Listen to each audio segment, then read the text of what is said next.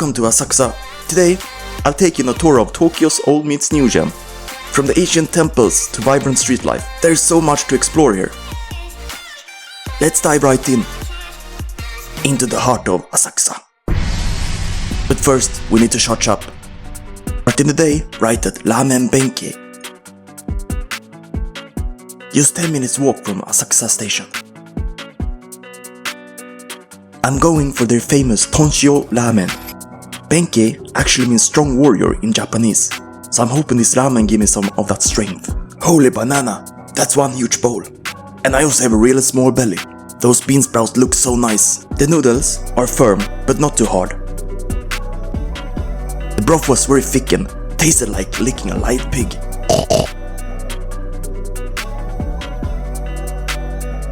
So after shutting up for the day, let's head back to the station and begin our trip. And here we have the Asakusa Golden Flame, or as locals call it, the Golden Poop. Whoever came up with that nickname, chef's kiss to you. But now, let's head back to our destination.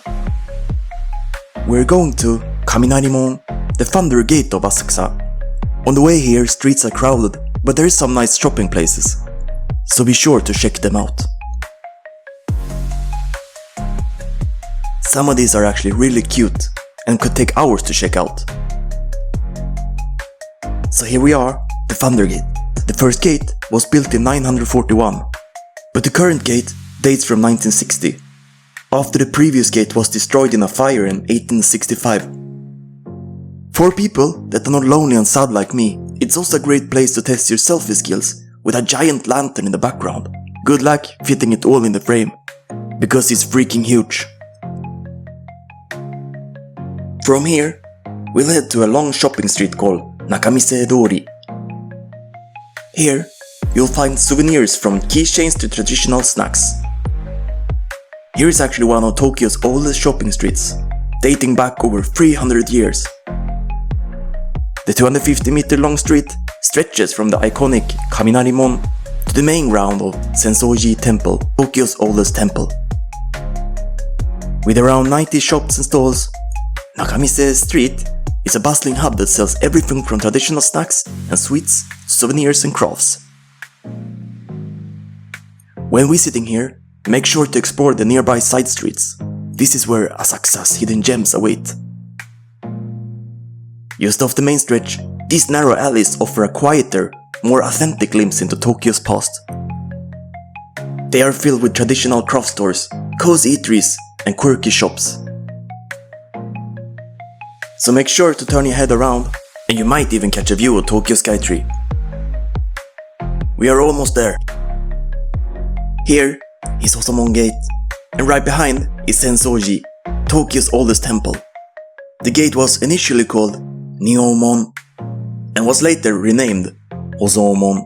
Right next to the Hozomon Gate, you'll notice the towering 5-store pagoda Gojunoto, which represents the 5 elements of the universe in Buddhist cosmology: earth, water, fire, wind and sky.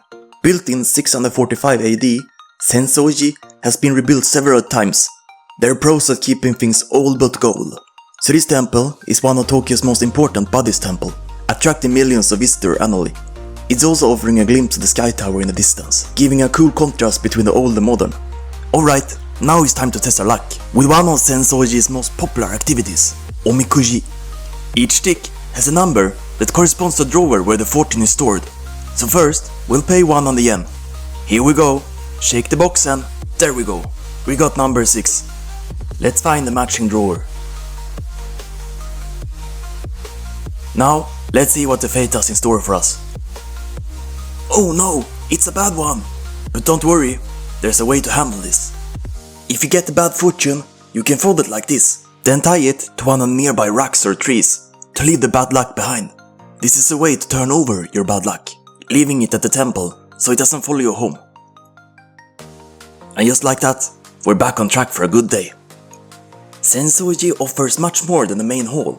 You can explore various smaller temples, gardens, and beautiful statues within the grounds. One notable feature is the large incense burner called Yokoro, where people gather to waft incense smoke over their bodies, believing it brings health and fortune. front of the main temple on our right, you can find a fountain called Chosuya.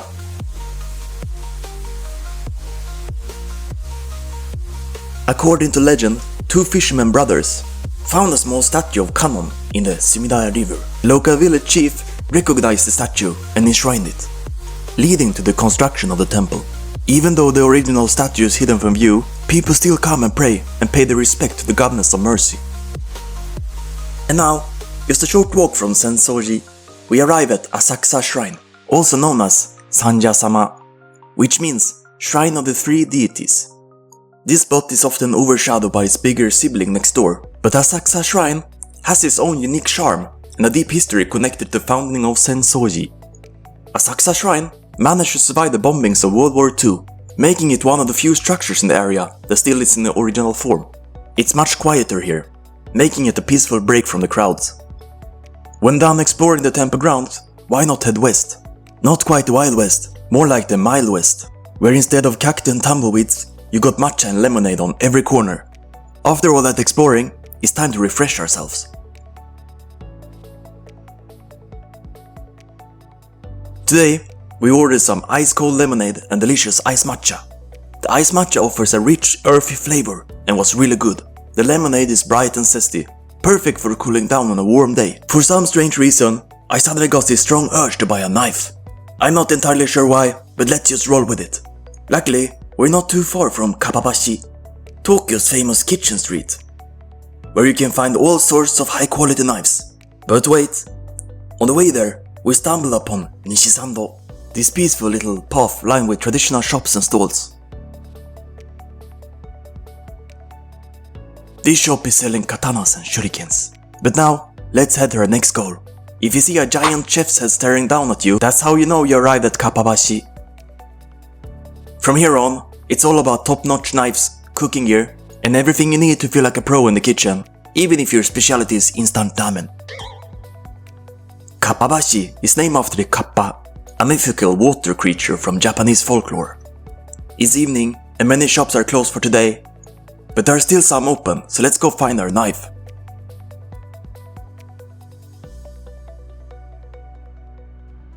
I think I found a nice looking shop. Let's enter. It's called Koshi no Ito. You can find the link in the video description. After some nice help from the workers, we choose this knife. We even got our names engraved, free of cost. Let's head back to the main station for our final stop. The underground shopping street of Asakusa. It's close to the station, so let's do a small walk and see what we find on the way. Looks like we found a live performance on the way.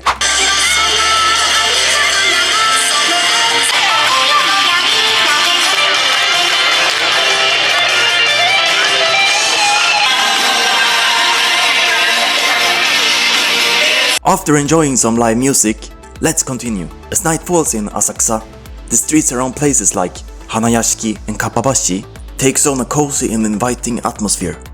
Soft glowing lanterns illuminate the narrow alleys, and the aroma of grilled street food fills the air. One word of advice: if you're hungry, avoid this place at all costs.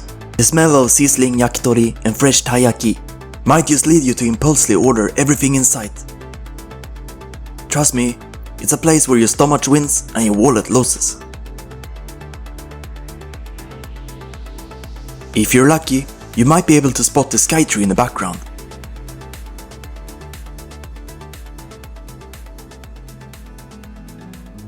So we just arrived at the famous retro underground shopping street. It feels like one of those secret passages you'd stumble upon in a video game. Suddenly, you're in a whole new world of small shops, cafes and quirky boutiques, all hidden below the bustling streets above. It's the kind of place where you find just about anything, from souvenirs to snacks you didn't even know you needed, all while dodging commuters heading for the subway.